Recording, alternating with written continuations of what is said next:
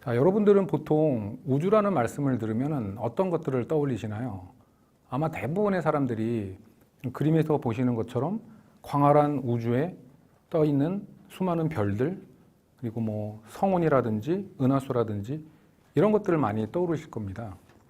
한데 사실은 이런 광활한 우주도 그렇고 집 바로 앞에 있는 돌멩이 하나라든지 아니면 새 한 마리, 이런 모든 외부 세계들은 저희 뇌가 관찰하고 해석하는 그 결과일 따름입니다. 그래서 어떤 일부 뇌과학자들은 우주가 곧 우리의 뇌라고 말하는 뇌과학자들도 있습니다.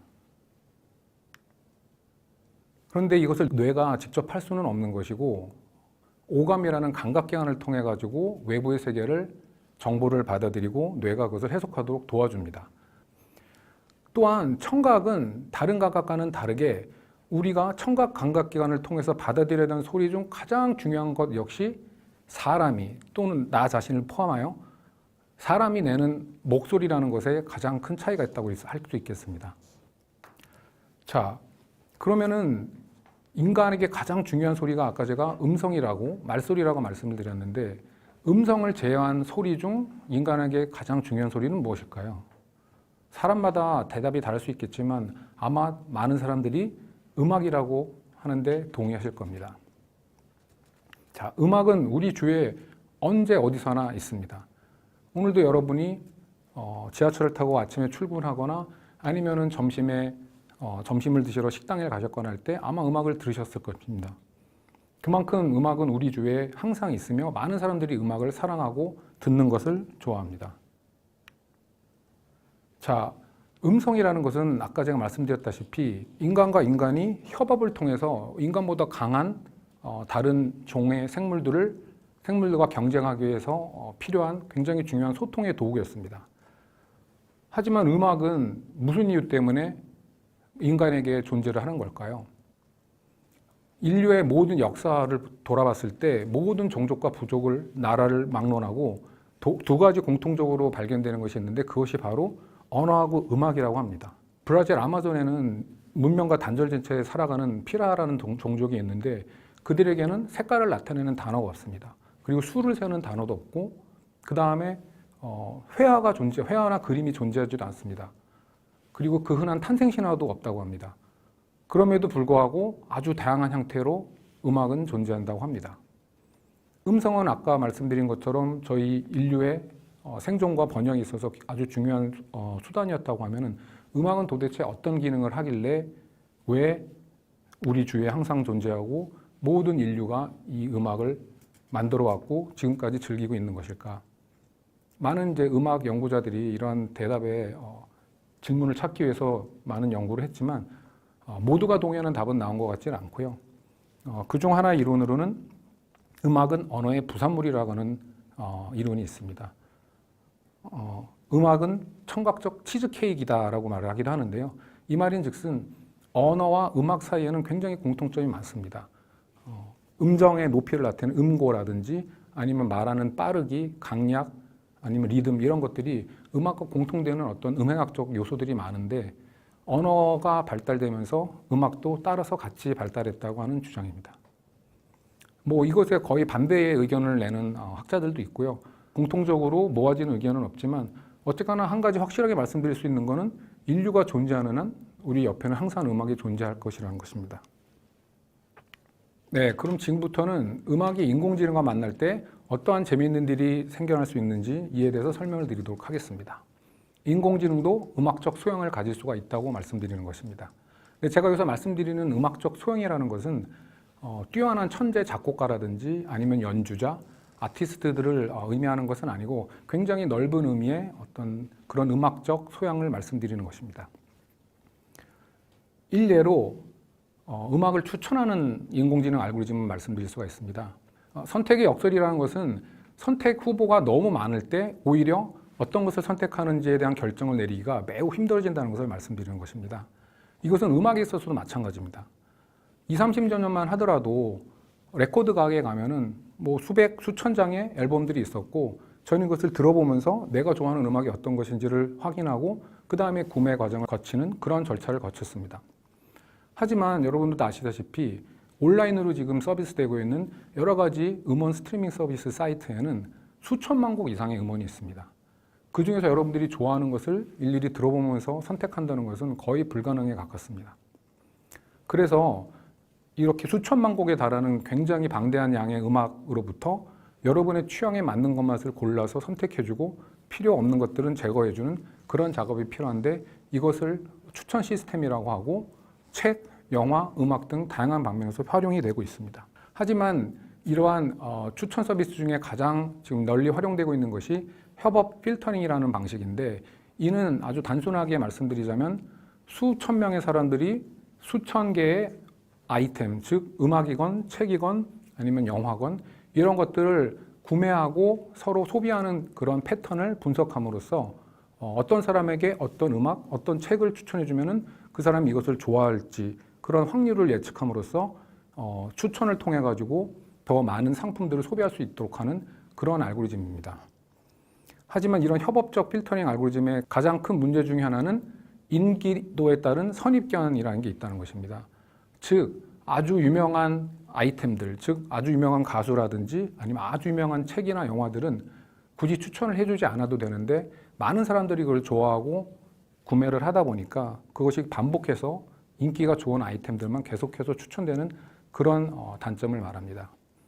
그래서 이런 단점을 해결하기 위해서 음악 자체를 분석해서 음악적으로 유의미한 어떤 속성들을 추출하고 그것을 이용해서 비슷한 음악을 찾아내서 추천해주는 그런 추천 알고리즘도 소개가 되었습니다. 이것을 내용 기반 음악 추천이라고 합니다. 그림에서 보시는 것처럼 음악 오디오 신호를 직접 입력으로 받아서 음악 오디오 신호를 듣고 여기서부터 이 음악을 잘 나타내는 여러 가지 속성들을 뽑습니다. 이는 마치 훈련된 사람이 음악을 듣고 여기의 코드 진행은 어떻다, 이쪽의 멜로디 라인은 어떻다, 이 가수는 어떤 음색을 가지고 어떤 노랫말을 하고 있다 라는 것을 듣고 그것과 비슷한 음악을 찾아낼 수 있는 것과 마찬가지입니다. 예제를 한번 들어보시면은 가려진 커튼 틈 사이로 처음 그댈 보았지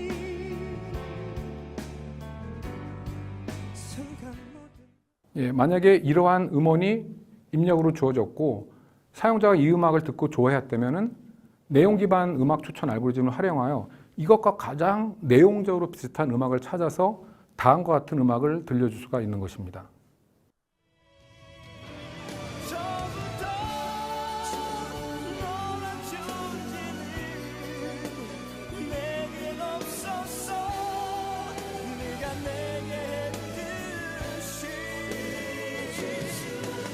네, 이 방법의 가장 큰 장점은 가수가 누구이건 아주 유명하건 아니면 굉장히 지방의 인디밴드에서 활동하고 있는 사람이든 그런 거랑 전혀 관계없이 음악적으로 유사하다면 그것을 추천해서 구매자에게 제안을 할 수가 있다는 점입니다.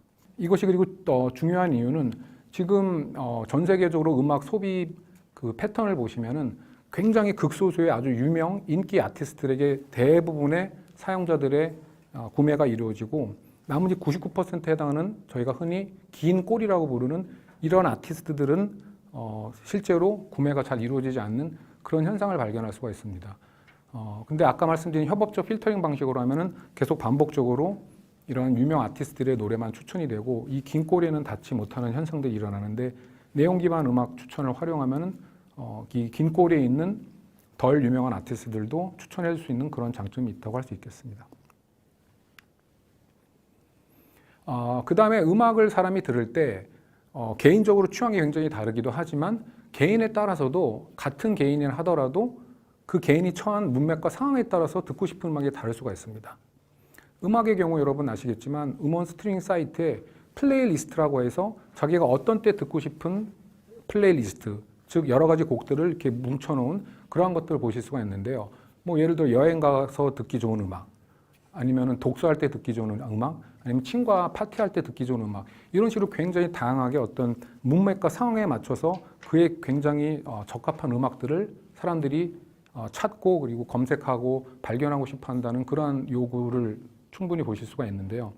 그래서 저희는 한국 라디오 방송 프로그램의 특성에 기반을 해서 글로서 그 사람이 처한 상황과 문맥이 전달되었을 때 그에 맞는 그런 상황에 어울리는 음악을 추천해 주는 것이 가능할까라는 물음에 답하기 위해서 이런 연구를 진행을 했습니다.